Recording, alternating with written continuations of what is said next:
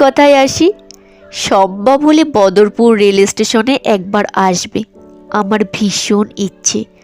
চলে যাব বলেই বোধহয় তোমাকে একটিবার দেখার জন্যে মনে একটা আকুলতা অনুভব করছি।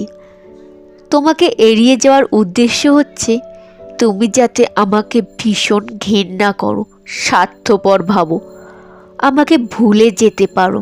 যদিও এড়িয়ে যেতে আমার ভীষণ কষ্ট হয়েছে, কিন্তু আমার উদ্দেশ্য সফল হয়েছে।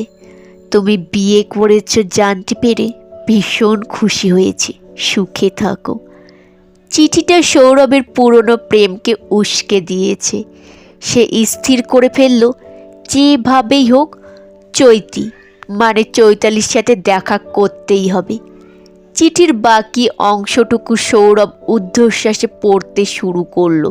চিঠিটা যাতে মিস না হয় তাই লোক মারফত পাঠালাম। বুক ভরা আশা রাখছি আমার শেষ অনুরোধটা রাখবে। আমার সাথে দেখা না করলে ধরে নেব সব কিছু জানার পর তুমি আমাকে ক্ষমা করনি। ও, তোমাকে একটা কথা বলাই হয়নি, আমার ছোট বোনের বিয়ে হয়ে গেছে।